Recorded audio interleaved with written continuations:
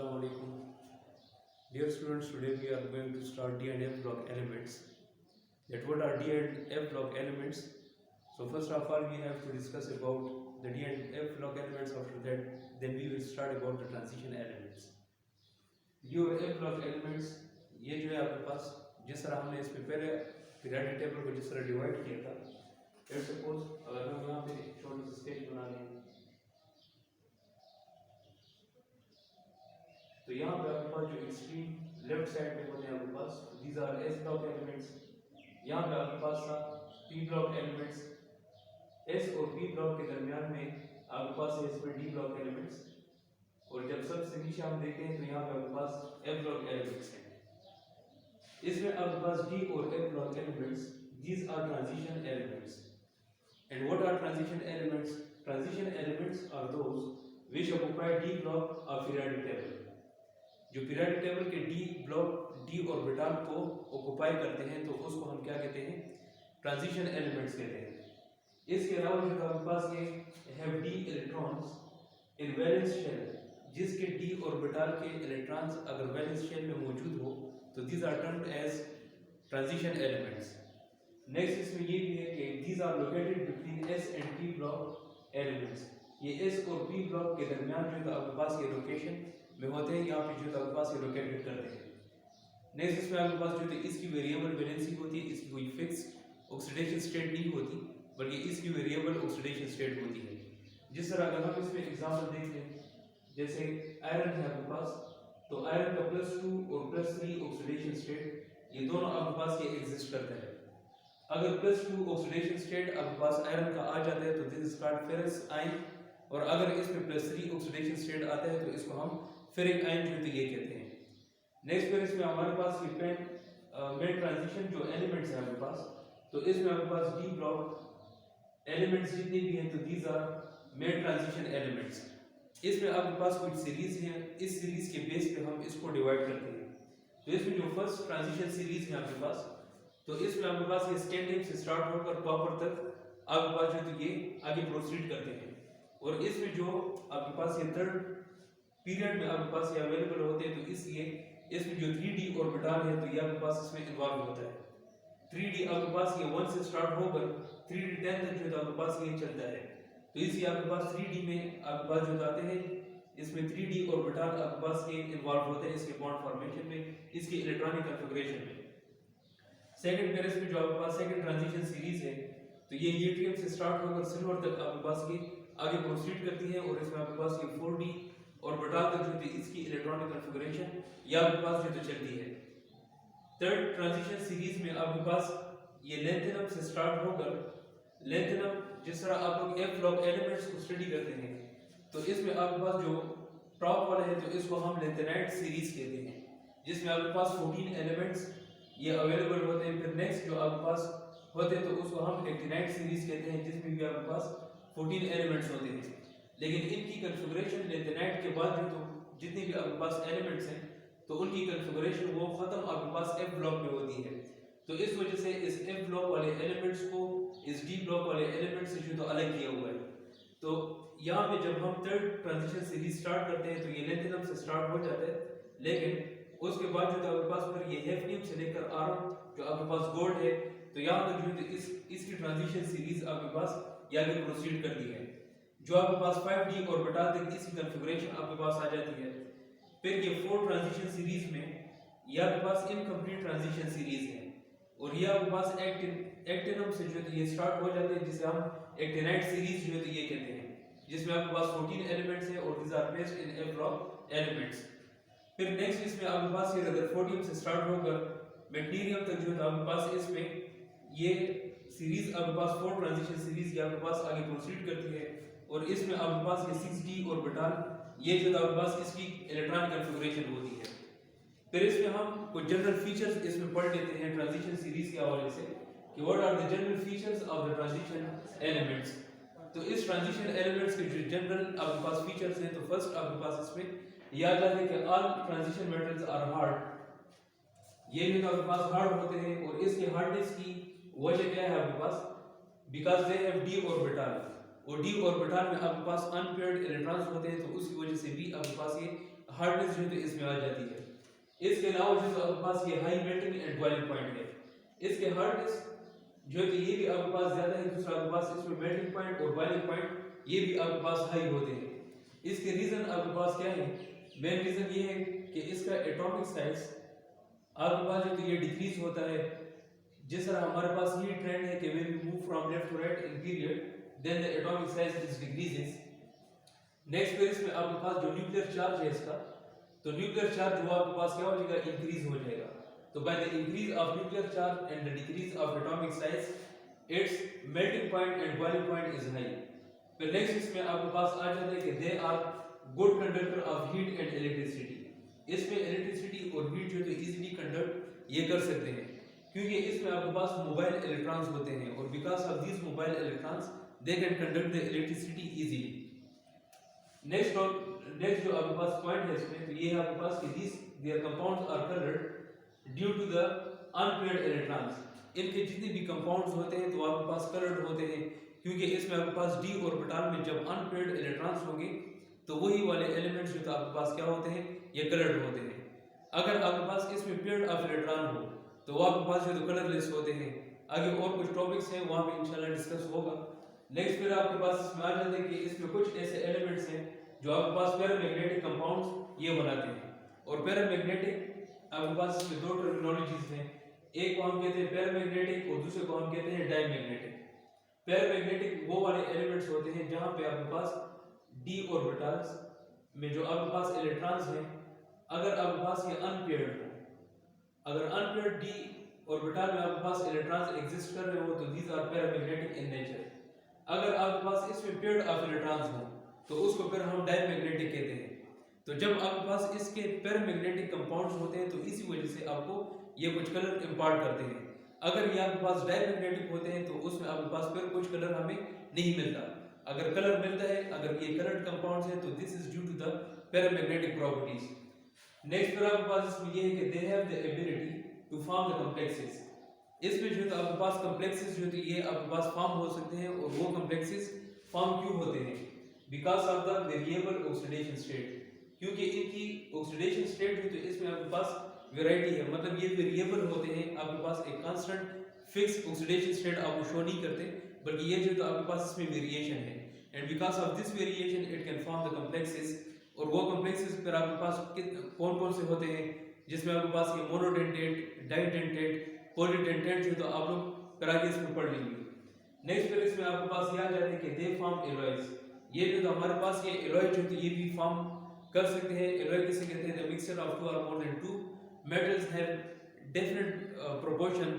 इसकी जो तो आपके पास एक डिफरेंट प्रोपोर्शन, अगर इसके आपके पास एक मिक्सचर बन जाता है तो उसको हम कहते हैं एलॉय। इसमें आपके पास एग्जांपल्स हैं, जैसे आपके पास ये ब्रास है, तो ब्रास में अगर देखा जाए तो इसमें कॉपर की जो परसेंटेज है तो वो 60 से लेकर 80% तक हम इसमें कॉपर ऐड करते हैं। और जिंक को तकरीबन आप लोग 20 से 40% तक आप लोग इसमें जिंक मिक्सअप कर लेते हैं। तो इन दोनों की कॉम्बिनेशन से जो तो आपके पास क्या बन जाता है? ब्रास जो तो इसमें बन जाता है।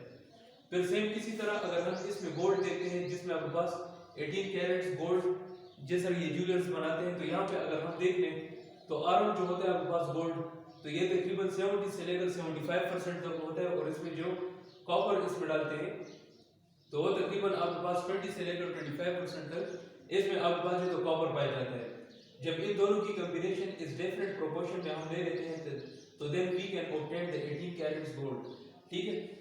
फिर इसमें आपके पास जब हम ये ट्रांजिशन एलिमेंट्स पढ़ते हैं तो इस ट्रांजिशन एलिमेंट्स में आपके पास कुछ एक्सेप्शनल केसेस होते हैं। जब हम इसकी इलेक्ट्रॉनिक कॉन्फ़िगरेशन करते हैं वो दो एक्सेप्शनल केसेस जो तो हम जैसे इसमें उठा लेते हैं, जिसमें आपके पास एक है इसमें क्रोमियम और सेकंड है इसमें कॉपर। बाकी सारे जो तो एक रेगुलर पैटर्न पे जो तो इसकी इलेक्ट्रॉनिक कॉन्फ़िगरेशन जो है तो हम करा सकते हैं, लेकिन सिर्फ ये कॉपर और क्रोमियम ये दो ऐसे एलिमेंट्स हैं जो आपके पास ये इरेगुलरिटीज इसमें शो करते हैं। चलो अभी इसमें स्टार्ट करते हैं। जैसे आपके पास ये क्रोमियम है तो इसकी इलेक्ट्रॉनिक कॉन्फ़िगरेशन अगर हम कर लें तो इसमें सिंपल आप लोग जो तो टाइम को बचाने के लिए जो तो हम यहाँ पे सिंपल आर्गॉन जो तो ये लिख लेते हैं। तो आर्गॉन का एटॉमिक नंबर जो तो आपके पास क्या है इसमें 18। तो 18 इलेक्ट्रॉन जो तो आपके पास कवर हो चुके हैं। रिमेनिंग इसमें आपके पास 24 से 18 जब माइनस कर लिया जाए तो आपके पास जो तो इसमें 6 इलेक्ट्रॉन जो तो बच जाते हैं। तो जिस तरह आपको पता है कि आपके पास जब 3p6 जब आपके पास कंप्लीट हो जाते हैं तो फिर हम किस में जाते हैं 4s ऑर्बिटल में, और उसके बाद जो तो फिर हम 3d ऑर्बिटल में जो तो हम फिर इसमें आगे प्रोसीड करते हैं। तो 4s ऑर्बिटल में अगर देखे जाए तो इसमें आपके पास 2 इलेक्ट्रॉन्स आ जाएंगे और 3d में आपके पास 4 होने इस तरह चाहिए था कि आपके पास ये पैटर्न फॉलो हो जिसमें आपके पास 4s2 और फिर आपके पास 3d5 3d4, इसमें जो तो आपके पास इलेक्ट्रॉन्स का पैटर्न इस तरह होना चाहिए, इनके फिलिंग का पैटर्न।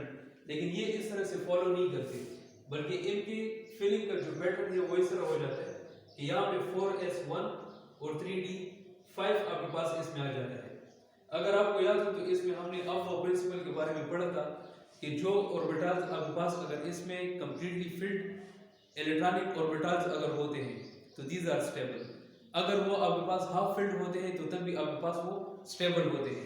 तो यहाँ पे अगर हम ये वाला पैटर्न फॉलो करें तो इसमें आपके पास एस ऑर्बिटल ये तो कंप्लीटली फिल्ड हो जाता है, लेकिन डी ऑर्बिटल आपके पास जो पार्शियली फिल्ड है, तो आपके पास इस वजह से आपके पास स्टेबल कॉन्फ़िगरेशन नहीं है। लेकिन अगर हम ये वाला पैटर्न फॉलो करते हैं जैसे आपके पास 4s1 और फिर आपके पास 3d5, तो एस ऑर्बिटल ये भी आपके पास हाफ फिल्ड हो जाएगा और डी ऑर्बिटल जिसमें मैक्सिमम आपके पास 10 इलेक्ट्रॉन्स आते हैं, तो 10 का हाफ क्या होगा 5, तो यहाँ पे आपके पास ये भी हाफ फिल्ड हो जाएगा और ये एस ऑर्बिटल ये भी आपके पास हाफ फिल्ड हो जाएगा। तो because of the half filled S and D orbitals this is the stable electronic configuration, so that is why the chromium follow this one configuration because this is stable। ठीक है, ये आपके पास एक stable configuration है, इस वजह से क्रोमियम जो है आपके पास ये वाली कॉन्फ़िगरेशन फॉलो करता है और ये 4s2 और 3d4 वाली कॉन्फ़िगरेशन ये फॉलो नहीं करता। नेक्स्ट फिर आपके पास इसमें कॉपर को अगर देखा जाए तो इसमें आपके पास एटॉमिक नंबर इसमें 29 है, तो सिंपल अगेन हम यहाँ पे सबसे पहले ऑर्गन ये जो लिख देते हैं जिसमें आपके पास 18 इलेक्ट्रॉन्स ये आपके पास फिल हो जाते हैं। रिमेनिंग फिर इसमें आपके पास 9 और 2 11 आपके पास इलेक्ट्रॉन्स ये रिमेनिंग है, तो उस इलेक्ट्रॉन्स को फिल करने के लिए आपके पास यहाँ पे ये 4s2 ये आ जाएगा और 3d9। अगेन फिर यहाँ पे आपके पास कुछ इरेगुलरिटीज यहाँ पे हमारे पास आ जाती है। अगर हम यहाँ पे देखते हैं आपके पास s ऑर्बिटल ये कंप्लीटली फिल्ड है, लेकिन d ऑर्बिटल जो है तो आपके पास ये पार्शियली फिल्ड है। तो अगर हम यहाँ पे इस तरह कर लें फॉर एग्जांपल 4s1 और 3d10, जब हम s ऑर्बिटल में जो तो एक इलेक्ट्रॉन को फिल कर लें और d ऑर्बिटल में हम 10 इलेक्ट्रॉन्स को फिल कर लेते हैं, तो ये अकॉर्डिंग टू जो आपके पास हाफ फिल्ड ऑर्बिटल है तो ये भी स्टेबल हो जाएगा और d ऑर्बिटल आपके पास ये कंप्लीटली फिल्ड हो जाएगा तो ये भी आपके पास स्टेबल होगा। तो इसलिए कॉपर जो है तो आपके पास इलेक्ट्रॉनिक कॉन्फ़िगरेशन ये वाली फॉलो करेगा। सबसे पहले आप लोगों ने आर्गन ये लिख लेना है, फिर साथ में आपके पास 4s1 और 3d10 इस तरह की जो फिलिंग होती है तो ये आपके पास एक स्टेबल इलेक्ट्रॉनिक कॉन्फ़िगरेशन होती है जिसमें ये आपके पास सबसे ज़्यादा स्टेबल होते हैं। अभी हम इसमें पढ़ते हैं जो आपके पास ये आयोपेक नोमेनक्लेचर ऑफ कोऑर्डिनेशन कंपाउंड्स है, कोऑर्डिनेशन कॉम्प्लेक्सेस। तो अभी हम इसमें स्टार्ट करेंगे कि आपके पास जो तो इसकी आयोपेक नोमेनक्लेचर वो हम किस तरह से करते हैं। अच्छा, अभी हम इसमें स्टार्ट करते हैं कोऑर्डिनेशन कंपाउंड्स कि कोऑर्डिनेशन कंपाउंड जो ये किसे कहा जाता है। आपके पास जो सेंट्रल मेटल एटम होते हैं which are surrounded by atoms, ions और molecules, these are called ligands. और इसी एक सेंट्रल मेटल एटम जब हम ले लेते हैं और इसके सराउंडिंग में अगर आपके पास न्यूट्रल या कोई आयन हो, वेदर दे आर पॉजिटिव और नेगेटिव, या कोई मॉलिक्यूल हो, अगर इसके सराउंडिंग में आपके पास आ जाते हैं तो इसमें आपके पास ये because of the coordination bonding they are linked together, so these compounds are called coordination compounds. इन कंपाउंड्स को अगर हम कहते हैं कोऑर्डिनेशन कंपाउंड्स। लेकिन what are ligands? The ligands are those centralised metal having, जिसमें आपके पास ये सेंट्रल मेटल एटम होते हैं जिसमें आपके पास सराउंडिंग में एटम्स हो, या जो तो आपके पास ग्रुप ऑफ एटम्स हो, या इसमें आपके पास आयंस होते हैं या कुछ मॉलिक्यूल्स अगर इसके सराउंडिंग में आ जाते हैं तो इनको हम फिर कहते हैं लिगेंड्स। फिर इसमें आपके पास कुछ एग्जांपल अगर हम देख लें, जैसे for example if we have NH3, अगर हमारे पास अमोनिया जो ये दिया जाए और इसको solution which contains the copper 2 ions, ऐसे सॉल्यूशन में अगर हम अमोनिया को ऐड कर देते हैं जिसमें आपके पास कॉपर 2 वाले आयंस जो ये पाए जाते हैं। कॉपर 2 वाले आयन मींस कि जिसमें आपके पास Cu+2 आयन अगर आपके पास एग्जिस्ट कर रहे हैं तो दीज आर कॉपर 2 आयंस। तो इसमें आपके पास जो ये पेल ब्लू कलर जो तो आपको मिल जाएगा। और यही पेल ब्लू कलर आपके पास जो तो इसमें ये जो तो किस में कन्वर्ट हो जाते हैं, फिर कॉपर 2 हाइड्रोक्साइड, इससे जो तो आपके पास बन जाते हैं। जब हम अमोनियम को कॉपर 2 सोल्यूशन के साथ ऐड कर देते हैं तो उसका जो कलर होता है तो वो कलर आपके पास पेल ब्लू कलर में जो आपके पास ये चेंज हो जाता है। और यही हमें इंडिकेशन देता है कि आपके पास यहाँ पे कॉपर 2 हाइड्रोक्साइड जो है आपके पास बन चुके हैं। अभी for example if we add more ammonia in this solution having copper 2 hydroxide, अगर हम इसमें अमोनिया को और ऐड कर देते हैं इसी कॉपर 2 हाइड्रोक्साइड में, तो आपके पास इसमें एक डीप ब्लू कलर ये जो आपके पास अपीयर हो जाएगा, डीप ब्लू कलर। और ये डीप ब्लू कलर जो है आपके पास ये सॉल्युबल कॉम्प्लेक्स आयन जो है इसमें आपके पास इसकी फॉर्मेशन हो जाती है। तो जब आपके पास ये कलर इंडिकेशंस हमें ये देते हैं कि अगर आपके पास पेल ब्लू कलर हो तो it indicates that we have copper 2 hydroxide. अगर आपके पास ये डीप ब्लू कलर आपके पास आ जाता है तो इसका मतलब है कि आपके पास एक कॉम्प्लेक्स आयन जो है ये आपके पास बन चुका है, और वो भी soluble complex ions which can be easily soluble in water molecule. इसमें अगर हम देख लें तो यहाँ पे पास एक कॉम्प्लेक्स बनेगा CuH2O2 NH3 और इसके जो स्क्वायर ब्रैकेट्स हैं आपके पास, तो इसको हम कोऑर्डिनेशन एंटिटी ये भी कह सकते हैं। तो इस कोऑर्डिनेशन एंटिटी पे आपके पास ये +2 साइन जो है आपके पास ये लग जाता है। अगर हम इसमें चेक कर लें तो आपके पास जो अमोनिया है तो ये अमोनिया आपके पास एक न्यूट्रल मॉलिक्यूल है आपके पास, तो इसलिए इसका जो ऑक्सीडेशन स्टेट होगा वो आपके पास का वो 0। यहाँ पे जो वाटर है आपके पास तो इसका ऑक्सीडेशन स्टेट भी आपके पास जो ये 0 होगा, लेकिन जो कॉपर है आपके पास तो इसका ऑक्सीडेशन स्टेट +2 होगा। तो इस वजह से इसके कोऑर्डिनेशन एंटिटी पे हमने बाय +2 जो है ये प्लेस किया हुआ है। अभी इसका जब हम नेम देते हैं तो नेम जो है इसमें आपके पास ये इस तरह से आ जाएगा कि यहाँ पे जो ये अमाइनो ग्रुप है आपके पास, ये एक्वा जो आपके पास ये वाटर ग्रुप है तो इसका जो लैटिन वर्ड्स है तो वो हम यहाँ पे यूज करेंगे एक्वा, और ये दूसरा आपके पास ये कॉपर है। तो इसका नाम आपके पास आ जाएगा। सबसे पहले इसके जो अमोनिया के मॉलिक्यूल्स है वो आपके पास यहाँ पे 4 है, तो इसके जो प्रीफिक्स आप लोग यूज करेंगे तो है आपके पास टेट्रा और साथ में फिर आप लोगों ने अमाइन, टेट्रा अमाइन। अमाइन में आप लोगों ने ये डबल M ये जो तो आप लोगों ने लिखना है। ऑर्गेनिक केमिस्ट्री में आप लोगों ने पढ़ा होगा कि अगर आपके पास NH2 आ जाता है तो यहाँ पे हम जब अमाइन लिखते हैं तो इसमें सिंगल M जो है हम यहाँ पे प्लेस करते हैं, लेकिन जब NH3 हो तो इस इनऑर्गेनिक कंपाउंड्स के जो आपके पास ये कॉम्प्लेक्सेस हैं इनके नेम जब हम देंगे तो यहाँ पे आप लोगों ने फिर डबल M जो है ये प्लेस करना है। तो ये डबल M हम ये इंडिकेशन देते हैं कि आपके पास यहाँ पे NH3 है, तो ये टेट्रा अमाइन। फिर यहाँ पे 2 एक्वा मॉलिक्यूल्स हैं आपके पास, तो डाई एक्वा, और साथ में जो कॉपर जो आपके पास इसका +2 ऑक्सीडेशन स्टेट है तो आपके पास आ जाएगा कॉपर। फिर इसके पैरेंथेसिस में आप लोगों ने रोमन्स में इसके लेटर्स जो इसके ऑक्सीडेशन स्टेट है तो वो ऑक्सीडेशन स्टेट के मुताबिक आप लोगों ने इसके नंबर यहाँ पे प्लेस कर देने हैं। यहाँ पे कॉपर का ऑक्सीडेशन स्टेट क्या है आपके पास +2, तो इसलिए हमने यहाँ पे 2 जो है ये प्लेस कर दिया, और वो भी आपके पास रोमन्स न्यूमरल्स में जो तो आप लोगों ने लिखना है। तो ये tetra ammine di aqua copper 2 ion, क्योंकि हमारे पास आयनिक स्टेट में है तो इस वजह से हमने यहाँ पे इसके नेम के साथ जो तो आयन जो ये भी लिखना है। अभी हम इसमें आते हैं कि how we can name the coordination complexes. तो इसलिए आपके पास एक सिस्टम है नोमेनक्लेचर ऑफ कोऑर्डिनेशन कंपाउंड, कि कोऑर्डिनेशन कंपाउंड्स को हम किस तरह से नेम जो ये दे सकते हैं। फर्स्ट रूल जो तो आपके पास इसमें यह आ जाता है कि cation is named first then anion, कि इसमें सबसे पहले आप लोगों ने केटाइन जो पॉजिटिव स्पीशीज हैं तो उनको नाम देने हैं, उसके बाद जो फिर आप लोगों ने एनाइन को जो नेगेटिव स्पीशीज हैं तो उनको नाम देने हैं। जिस तरह फॉर एग्जांपल हम पढ़ते हैं जैसे NaCl है आपके पास तो सोडियम क्लोराइड, क्योंकि सोडियम पे आपके पास पॉजिटिव साइन है और क्लोरीन पे नेगेटिव, तो पॉजिटिव साइन वाले जो केटाइन स्पीशीज हैं तो उनका नाम हमारे पास पहले आ जाता है, फिर उसके बाद जो है तो नेगेटिव का। तो यहाँ पे आपके पास इसका नाम आ जाएगा सोडियम क्लोराइड। अभी इसमें ये कोऑर्डिनेशन कॉम्प्लेक्सेस को अगर हम देख लें, जैसे फॉर एग्जांपल यहाँ पे अमोनिया है तो अमोनिया पहले आपको बता दिए कि आपके पास ये एक न्यूट्रल मॉलिक्यूल है तो इसका ऑक्सीडेशन स्टेट आपके पास जो ये 0 आ जाएगा। फिर यहाँ पे आपके पास ये क्रोमियम, इसका ऑक्सीडेशन स्टेट आपके पास +3 होगा, तो आपके पास ये +3 and 0 इज इक्वल टू, यहाँ पे इसके कोऑर्डिनेशन एंटिटी पे आपके पास जो है +3 आ जाएगा स्क्वायर ब्रैकेट्स पे। यहाँ पे एक नाइट्रेट ग्रुप पे आपके पास -1 होता है, तो 3 पे आपके पास ये जो तो -3 हो जाएगा, तो ये +3 और -3 ये कैंसिल आउट होकर आपके पास ये एक न्यूट्रल कंपाउंड जो है ये बन जाता है। अभी इसका नाम हम किस तरह देंगे, क्योंकि हमारे पास ये कोऑर्डिनेशन एंटिटी पे आपके पास जो कंप्लीट पॉजिटिव स्पीशी है और ये आपके पास जो नेगेटिव स्पीशी है, तो according to rule first we have to name the cation species, after that then we will have to name the anion species. तो यहाँ पे आपके पास केटाइन स्पीशी में अगर देखा जाए इसके एंटिटी में, तो यहाँ पे आपके पास अमाइन है, तो इसके कितने मॉलिक्यूल्स हैं 6, तो 6 के लिए हम क्या प्लेस करते हैं हेक्सा, तो इसका नाम आ जाएगा आपके पास हेक्सा अमाइन, डबल एम जो तो आप लोगों ने लिखते हैं, तो हेक्सा अमाइन। फिर इसमें आपके पास ये क्रोमियम है, तो क्रोमियम इसकी ऑक्सीडेशन स्टेट आपके पास क्या है +3, तो इसके पैरेंथेसिस में आपके पास ये रोमन्स में आप लोग लिखते हैं 3 और यहाँ पे आपके पास ये नाइट्रेट इसके साथ प्लेस कर लो, तो इसका नाम आपके पास आ जाएगा hexa amine chromium 3 nitrate.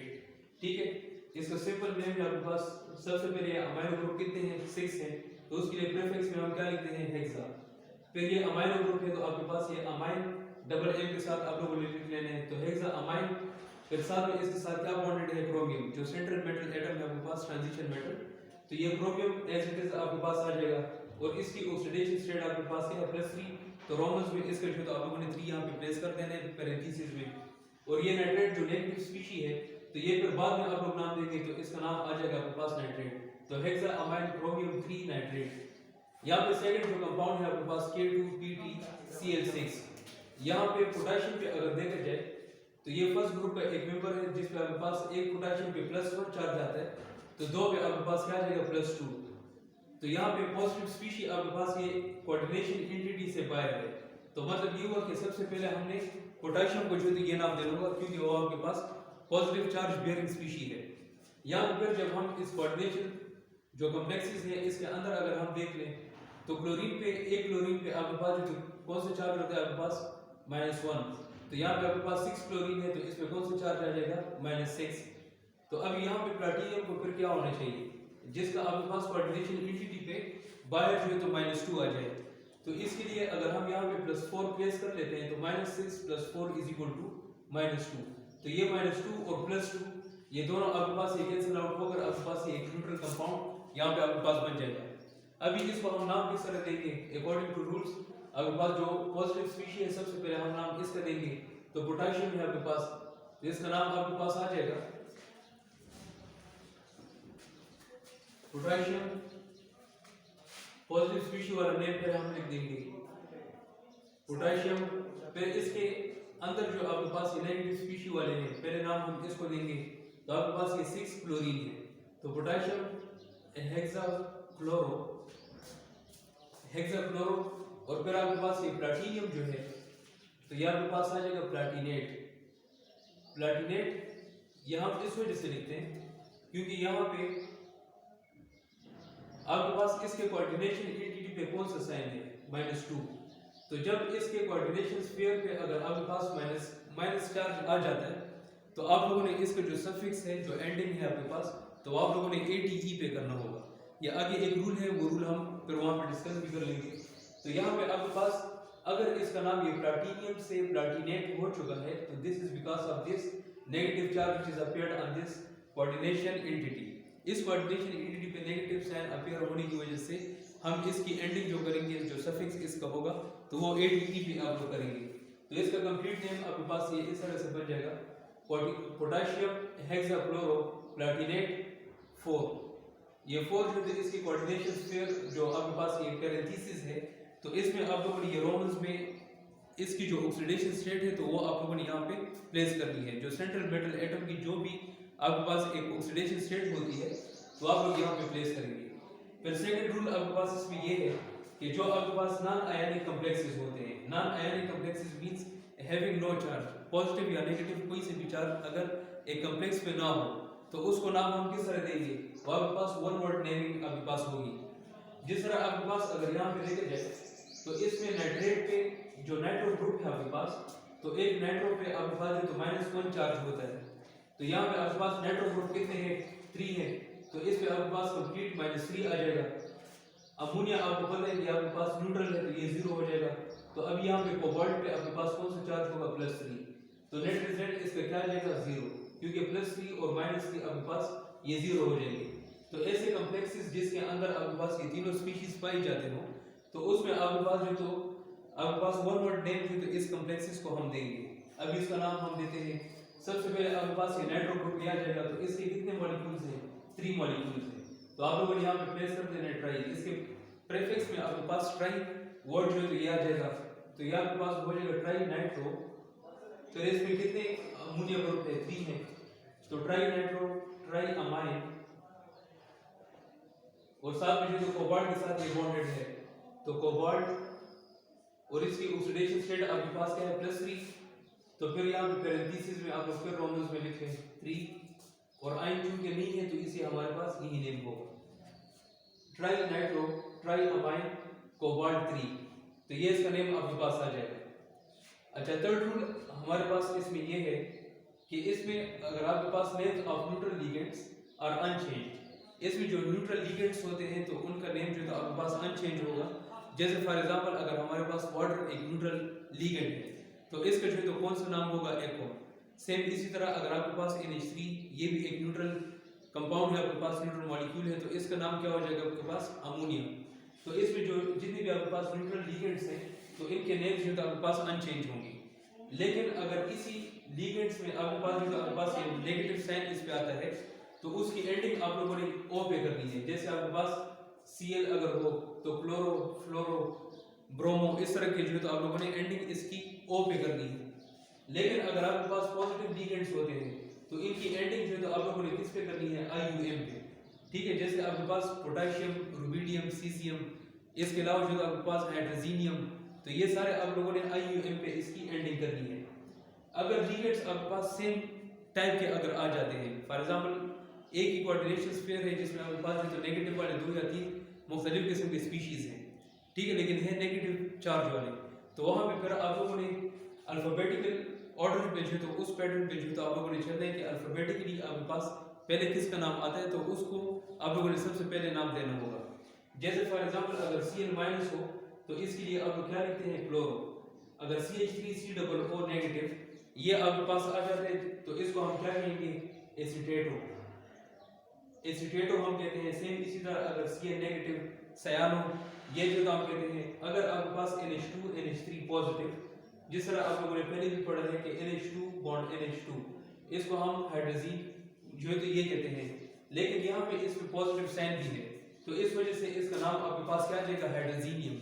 हाइड्रोजीनियम IUM पे आप लोगों ने इसको खत्म करना है, तो IUM यहाँ पे क्या इंडिकेशन देते हैं कि इस पे आपके पास पॉजिटिव चार्ज है, और जो आपके पास ये वाटर है तो ये न्यूट्रल कंपाउंड है, तो इस वजह से इसका नेम आपके पास ये अनचेंज रहेगा, मतलब इसका नेम क्या आ जाएगा आपके पास? एक्वा।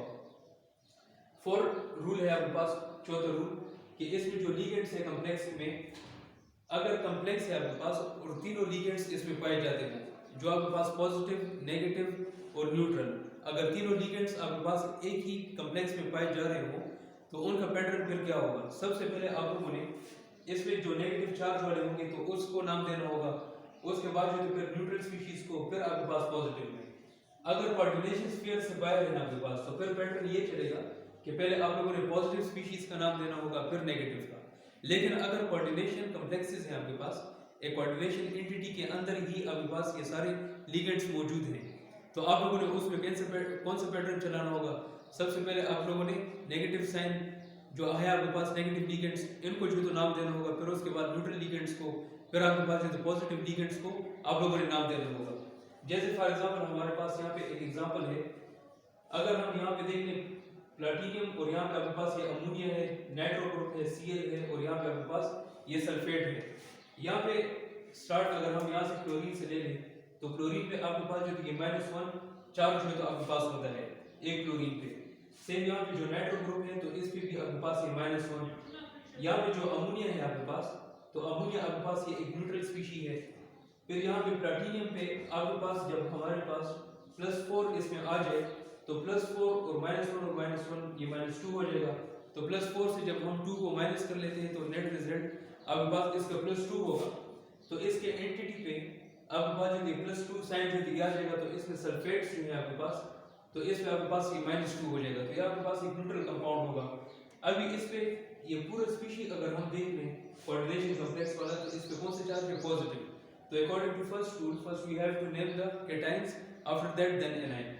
तो यहाँ पे हम लोगों ने सबसे पहले पॉजिटिव स्पीशीज को नेम देना होगा, लेकिन पॉजिटिव स्पीशीज के अंदर ही अगर हम ये लिगेंड्स देख लें तो इसमें आपके पास नेगेटिव, न्यूट्रल और पॉजिटिव ये तीनों पाए जा रहे हैं।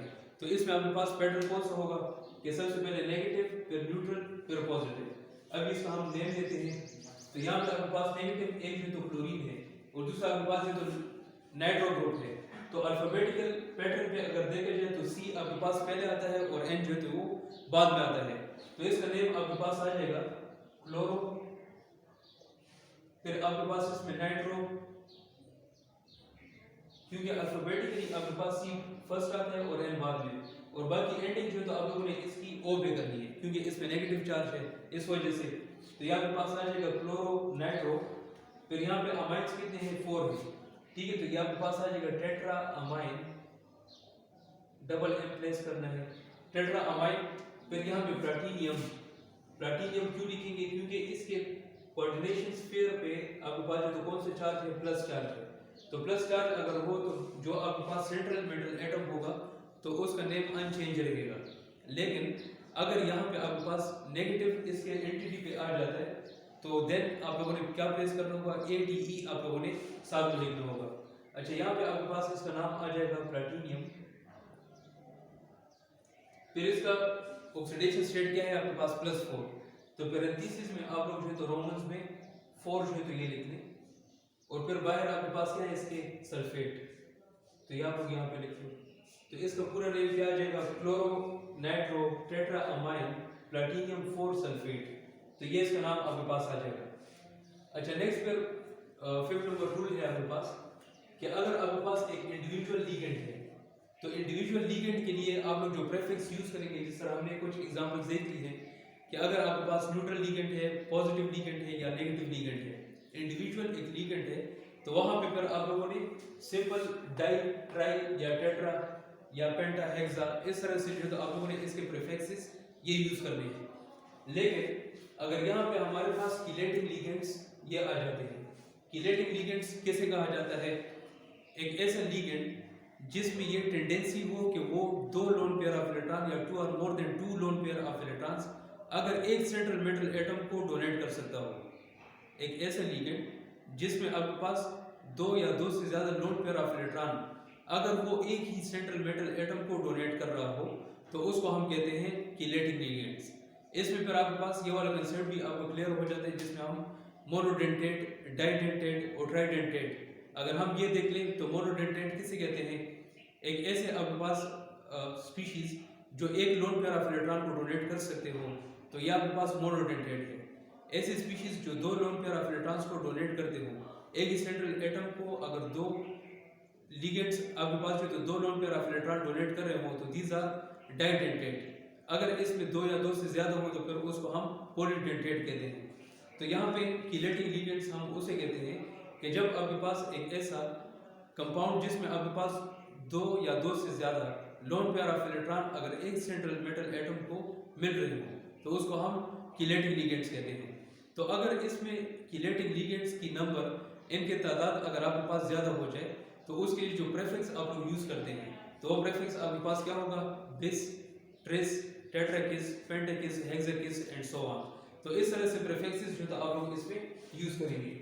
अच्छा, अभी हम इसमें कुछ एग्जांपल्स देख लेते हैं इन दोनों जो आपके पास ये रूल है इसके मुताबिक। जैसे आपके पास ये CONH3 Cl2 और Cl, यहाँ पे सबसे पहले आप लोग इसके जो चार्जेस है तो वो हम यहाँ पे प्लेस कर लेते हैं। यहाँ पे एक क्लोरीन पे आपके पास -1 होता है तो 2 पे आपके पास -2 हो जाएगा। अमोनिया आपको पता है कि ये न्यूट्रल है तो इसके ये 0 आ जाएगा। तो अभी कोबाल्ट को यहाँ पे आपके पास क्या होना चाहिए ताकि आपके पास ये बाहर या हमारे पास न्यूट्रल हो जाए। तो इस पे अगर हम +1 यहाँ पे प्लेस कर लेते हैं तो ये +1 और -2 इज इक्वल टू ये आपके पास आ जाएगा -1, सॉरी यहाँ पे हमने +3 जो ये प्लेस कर देना है तो +3 प्लेस करने से ये +3 और -2 तो ये आपके पास क्या हो जाएगा -1 +1। तो इसको फिर न्यूट्रल करने के लिए हमारे पास यहाँ पे क्लोरीन है और क्लोरीन पे आपके पास -1 होगा तो ये न्यूट्रल कंपाउंड आपके पास बन जाएगा। Cl2 पे आपके पास एक क्लोरीन पे -1 होता है तो 2 पे आपके पास -2। NH3 आपके पास ये न्यूट्रल होगा। कोबाल्ट पे फिर क्या होना चाहिए ताकि आपके पास Cl -1 जो तो ये सेटिस्फाइड हो जाए। तो यहाँ पे अगर हम +3 यहाँ पे प्लेस कर लेते हैं तो +3 - 2 = +1। तो ये +1 और -1 आपके पास कैंसिल आउट होकर आपके पास एक न्यूट्रल कंपाउंड ये बन जाएगा। अभी हम इसका नाम देते हैं, क्योंकि आपके पास कोऑर्डिनेशन स्फीयर पे आपके पास ये पॉजिटिव साइन है, तो इससे सबसे पहले हमने पॉजिटिव लिगेंड्स को नाम देना होगा, उसके बाद तो फिर नेगेटिव था अकॉर्डिंग टू फर्स्ट रूल। तो यहाँ पे अभी फिर इस कॉम्प्लेक्स के अंदर अगर हम देख लें तो नेगेटिव भी है, न्यूट्रल भी है और पॉजिटिव भी। तो इसमें ये जो फोर्थ वन रूल है आपके पास, अकॉर्डिंग टू फोर्थ रूल आपके पास क्या था कि सबसे पहले आप लोगों ने नेगेटिव लिगेंड्स को नाम देना होगा, फिर न्यूट्रल को, फिर पॉजिटिव को। तो इसका नाम आपके पास क्या आ जाएगा, डाइक्लोरो। फिर आपके पास ये अमाइंस है, तो ये टेट्रा अमाइन, क्योंकि यहाँ पे हमारे पास 4 मॉलिक्यूल्स हैं, तो टेट्रा अमाइन। फिर आपके पास यहाँ पे कोबाल्ट का आप लोगों ने लिख लेना है, क्योंकि पॉजिटिव स्पीशी है, तो कोबाल्ट और इसकी कोऑर्डिनेशन स्फीयर, इसकी जो ऑक्सीडेशन स्टेट है वो क्या है आपके पास +3। तो पैरेंथेसिस में आप लोगों ने अगेन रोमन्स में 3 जो ये लिख लेना है। इसके बाहर आपके पास क्या है, क्लोरीन है, तो ये आपके पास लिख लेंगे क्लोराइड। ठीक है, तो इसका नाम क्या आ जाएगा आपके पास, dichloro tetra amine cobalt 3 chloride. ये जो तो आपके पास इसका नाम आ जाएगा, dichloro tetra amine cobalt 3 chloride. Next इसमें अगर हम देख लें जो आपके पास किनेटिक लिगेंड्स ये इसमें पाए जा रहे हैं, जैसे आपके पास यहाँ पे COEN2Cl2, यहाँ पे आपके पास जो En है तो ये किसके लिए स्टैंड है, इथाइलिन डायमीन, इथाइलिन डायमीन। तो इसका स्ट्रक्चर किस तरह होगा, आपके पास ये CH2 बॉन्ड NH2 और यहाँ पे आपके पास बॉन्ड NH2, तो दो इसमें अमाइन ग्रुप है। ठीक है, और साथ में जो ये इथाइलिन ग्रुप है अकॉर्डिंग टू कॉमन सिस्टम, जिस तरह आप लोगों ने ऑर्गेनिक में पढ़ा भी हुआ है, तो यहाँ आपके पास क्या आ जाएगा, इथाइलिन डायमीन। तो ये इथाइलिन डायमीन में अगर हम देखें तो इसमें एक लोन पेयर ऑफ इलेक्ट्रॉन यहाँ पे एक नाइट्रोजन के साथ है और दूसरा लोन पेयर ऑफ इलेक्ट्रॉन इस दूसरे नाइट्रोजन के साथ, जो आपके पास अमाइन ग्रुप है, तो इन दो लोन पेयर ऑफ इलेक्ट्रॉन्स ये मौजूद है, जो आपके पास एक सेंट्रल मेटल एटम को ये डोनेट करेंगे, तो that is why this is called kinetic ligands. अच्छा, इसका नाम आपके पास अभी क्या आ जाएगा, यहाँ पे क्लोरीन पे आपके पास कौन सा चार्ज है, -1, तो 2 पे आपके पास क्या हो जाएगा -2।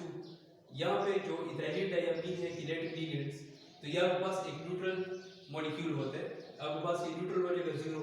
फिर यहाँ पे कोबाल्ट पे आपके पास जो ये +2 होगा, तो नेट रिजल्ट इसका 0 आ जाएगा, तो ये एक न्यूट्रल कॉम्प्लेक्स है आपके पास। इसका नाम अभी हम किस तरह देंगे, यहाँ पे सबसे पहले आप लोगों ने कौन सा पैटर्न फॉलो करना है, नेगेटिव, फिर न्यूट्रल, फिर पॉजिटिव। तो नेगेटिव आपके पास कौन सी क्लोरीन है और कितने हैं, 2, तो आपके पास आ जाएगा डाइक्लोरो। फिर इसमें इथाइलिन डायमीन कितने हैं, 2 हैं। तो अगर किनेटिक लिगेंड है तो उसके लिए हम प्रीफिक्स में क्या लिखेंगे, बेस। अगर 2 हैं तो यहाँ आपके पास आ जाएगा बेस इथाइलिन डायमीन। इसमें अभी आप लोगों ने सिंगल एम प्लेस करना है, क्योंकि यहाँ पे अमीन ग्रुप आपके पास जो NH2 है, NH3 नहीं है, तो पहले का ख्याल रखना है। आपके पास है डाइक्लोरो बेस इथाइलिन डायमीन। फिर आपके पास है तो कोबाल्ट, पॉजिटिव स्पीशी का नंबर है, तो कोबाल्ट, और इसकी ऑक्सीडेशन स्टेट आपके पास कौन सी है, 2, तो पैरेंथेसिस में आप लोग रोमन्स में 2 लिखें। तो इसका नाम आपके पास क्या आ जाएगा, dichloro base ethylene diamine cobalt 2, dichloro base ethylene diamine cobalt 2। ये आपके पास एक न्यूट्रल है, तो इसे हम एज इट इज इसे छोड़ देते हैं। अच्छा, नेक्स्ट फिर यहाँ पे जो लास्ट 2 एग्जांपल्स हैं तो वो हम यहाँ पे कर लेते हैं। जैसे आपके पास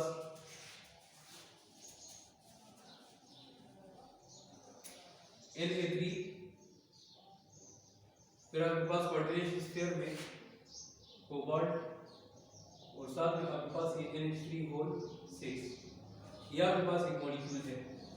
यहाँ पे सिंपल आपके पास सोडियम का एटॉमिक जो ऑक्सीडेशन स्टेट है वो क्या है आपके पास +1, तो यहाँ पे 3 सोडियम है आपके पास, तो इसमें क्या जाएगा +3। अब यहाँ पे जो अमोनिया है आपके पास, तो ये न्यूट्रल है आपके पास, तो कोबाल्ट फिर यहाँ पे क्या होना चाहिए, अच्छा ये NO2 है आपके पास, NH3 CO NO2 तो यहाँ पे एक नाइट्रो पे कौन सा चार्ज था आपके पास -1, तो 6 का आपके पास क्या आ जाएगा -6। तो कोबाल्ट फिर यहाँ पे क्या होना चाहिए था कि आपके पास यहाँ पे ये +3 को जो है सेटिस्फाइड कर ले। कोबाल्ट पे अगर हम +3 प्लेस कर लेते हैं तो +3 - 6 = -3, तो ये -3 और +3 आपके पास ये कैंसिल आउट होकर आपके पास ये एक न्यूट्रल कंपाउंड ये बना सकते हैं। अभी अकॉर्डिंग टू रूल हमारे पास सबसे पहले पॉजिटिव स्पीशी इसका नाम हम देंगे, तो ये आपके पास क्या रहेगा सोडियम। फिर इसके कोऑर्डिनेशन स्फीयर के अंदर नेगेटिव की बारी है, फिर आपके पास जो पॉजिटिव की बारी होगी। न्यूट्रल चूंकि है नहीं इसमें, जैसे नेगेटिव और पॉजिटिव वाले पर हम करेंगे, तो इसका फिर आपके पास ये कितने मॉलिक्यूल्स हैं 6, तो क्या आपके पास आ जाएगा सोडियम हेक्सा नाइट्रो, आपके पास ये क्या हो जाएगा कोबाल्टेट। कोबाल्टेट हम इसलिए लिखते हैं क्योंकि जब आपके पास ये कोऑर्डिनेशन स्फीयर पे अगर हम देख लें तो ये माइनस चार्ज है, तो कोबाल्ट के साथ जो तो आप लोगों ने ATE इसके सफिक्स में प्लेस कर देना है, तो ये ATE हमें ये इंडिकेशन देता है कि इसके स्फीयर पे आपके पास जो तो कौन सा चार्ज है माइनस, तो इसलिए हम लोगों ने इसका नाम इस तरह लिखना होगा सोडियम हेक्सा नाइट्रो कोबाल्टेट। फिर यहाँ पे इसकी ऑक्सीडेशन स्टेट कौन सी है 3, तो पैरेंथेसिस में रोमन्स में आप लोग 3 यहाँ पे प्लेस कर लें, तो इसका कंप्लीट नेम आपके पास आ जाएगा sodium hexa nitro cobaltate 3। Next example इसमें अगर हम देख लें, जैसे आपके पास है K3 FeCN6, ये जो था आपके पास एक कॉम्प्लेक्स है दूसरा। इस कॉम्प्लेक्स को हम नाम किस तरह देंगे, सिंपल आपको पता है कि पोटेशियम ये फर्स्ट ग्रुप का एक मेंबर है, तो इस पे एक पोटेशियम पे +1, तो 3 का आपके पास यहाँ पे +3 हो जाएगा। फिर यहाँ पे जो सायनो ग्रुप है आपके पास साइनाइड, तो इसमें साइनाइड पे जो है आपके पास एक पे -1 है, तो 6 का आपके पास ये -6 हो जाएगा। फिर यहाँ पे जो आयरन हम देख लेते हैं, तो इसका अगर हम यहाँ पे +3 प्लेस कर लेते हैं तो +3 - 6 = -3, तो ये -3 और +3 या अगेन आपके पास क्या हो जाएंगे न्यूट्रल हो जाएंगे। अभी इसका नाम हम किस तरह देंगे, तो अकॉर्डिंग टू रूल सबसे पहले आपके पास पॉजिटिव स्पीशी का नाम देंगे, फिर उसके बाद कॉम्प्लेक्सेस के अंदर यहाँ पे नेगेटिव और पॉजिटिव है, तो अकॉर्डिंग टू रूल हमने सबसे पहले नेगेटिव फिर हमने पॉजिटिव का नाम देना होगा, तो इसका नाम क्या जाएगा आपके पास पोटेशियम। फिर इसमें नेगेटिव लिगेंड जो है आपके पास, तो नेगेटिव लिगेंड में आपके पास इसके कितने मॉलिक्यूल्स हैं 6, तो आप लोगों ने प्रीफिक्स में हेक्सा ये प्लेस कर देना है, तो पोटेशियम हेक्सा। फिर ये चूंकि नेगेटिव है तो आप लोगों ने O पे एंडिंग करनी है सयानो, तो पोटेशियम हेक्सा सयानो। फिर आपके पास जो तो यहाँ पे फेरेट हम लिखेंगे क्योंकि आयरन या फेरिक या हम फीरियम ये नहीं लिख सकते क्योंकि यहाँ पे आपके पास कोऑर्डिनेशन एंटिटी पे आपके पास नेगेटिव साइन है, तो इसलिए इसके जो सफिक्स होगा तो आप लोगों ने ATE पे खत्म करना है, तो इसका नाम आ जाएगा पोटेशियम हेक्सा सयानो फेरेट, और इसका ऑक्सीडेशन स्टेट क्या है आपके पास 3, तो इसके पैरेंथेसिस में हम 3 जो है तो रोमन्स में लिख देंगे, तो इसका कंप्लीट नेम आपके पास आ जाएगा पोटेशियम हेक्सा सयानो फेरेट 3। इसके अलावा अगर आपके पास फॉर एग्जांपल अगर पॉजिटिव स्पीशीज हैं जैसा ये central metal at of the coordination जो ट्रांजिशन मेटल है, अगर इसके अलावा फॉर एग्जांपल आपके पास आ जाए यहाँ पे सिल्वर, तो सिल्वर का आप लोगों ने अगर नेगेटिव एंटिटी पे अगर नेगेटिव साइन आ जाता है तो आप लोगों ने इसका नाम अर्जेंटेट जो तो ये आप लोगों ने लिखना है। अगर आपके पास आरम जो तो ये आ जाता है तो एवरेट जो तो आपके पास ये नाम इसका आ जाएगा। अगर फॉर एग्जांपल CO कोबाल्ट जो तो इसका आ जाएगा तो आप लोगों ने फिर क्या नाम देना होगा कोबाल्टेट, ठीक है। तो इस तरह से आप लोगों ने इसकी नेमिंग ये जो तो करनी है। अच्छा, इसके बाद हमारे पास एक लास्ट एग्जांपल है, तो ये भी हम देख लेते हैं। जैसे फॉर एग्जांपल यहाँ पे Na2 कोऑर्डिनेशन स्फीयर में आपके पास ये आयरन FeNO, फिर आपके पास CN5। यहाँ पे आपके पास जो सोडियम है तो एक सोडियम का आपके पास +1, तो 2 का आपके पास ये +2 हो जाएगा। यहाँ पे साइनाइड ग्रुप में आपके पास एक पे -1, तो 5 का आपके पास क्या आ जाएगा -5। ये नाइट्रोसिल ग्रुप या आपके पास जो तो 0 होगा, न्यूट्रल कंपाउंड है आपके पास। आयरन का जो तो आपके पास ये -5 है, तो यहाँ पे क्या होना चाहिए आपके पास जो ये +3 होगा, तो -5 और +3 = -2। एंटिटी पे फिर आपके पास जो तो माइनस साइन ये आ चुका है। अभी इसका नाम हम किस तरह देंगे, सबसे पहले पॉजिटिव स्पीशी का, तो ये आपके पास आ जाएगा सोडियम। फिर कॉम्प्लेक्स के अंदर आप लोगों ने पहले नेगेटिव, फिर न्यूट्रल, फिर आपके पास पॉजिटिव। तो नेगेटिव आपके पास क्या है, साइनो ग्रुप है, और इसमें कितने हैं आपके पास 5 मॉलिक्यूल्स हैं, तो 5 के लिए हम क्या लिखते हैं, पेंटा। तो ये आपके पास सोडियम पेंटा सायानो, क्योंकि आपके पास नेगेटिव लिगेंड है तो इसकी एंडिंग हमने ओ पे कर ली है, ठीक है। तो आपके पास ये आ जाएगा सोडियम पेंटा सायानो, फिर आपके पास ये नाइट्रोसिल और फिर यहाँ पे आपके पास ये फेरेट, और इसका ऑक्सीडेशन स्टेट कौन सा है, +3, तो पैरेंथेसिस में रोमन्स में आप लोग 3 यहाँ पे यूज करें। तो इसका कंप्लीट नेम क्या आ जाएगा, सोडियम पेंटासायानो नाइट्रोसिल फेरेट 3, ये इसका नाम आ जाएगा। अच्छा, यहाँ पे एक बात और नोट कर लें आप लोग, फॉर एग्जांपल अगर आपके पास ये NO3 आता है तो इसके लिए हम क्या लिखते हैं, नाइट्रेट। अगर आपके पास NO2 हो तो इसके लिए हम क्या लिखते हैं, नाइट्रो। अगर आपके पास NO हो इसी कॉम्प्लेक्सेस में तो इसके लिए फिर हम क्या लिखते हैं, नाइट्रोसिल। तो ये बात जो आप लोग ये याद रखें। तो इसी के साथ ही हमारा जो तो ये नॉमेनक्लेचर जो थी आपके पास कोऑर्डिनेशन कॉम्प्लेक्सेस की, तो ये ख़त्म होता है। तब तक के लिए अल्लाह हाफिज़।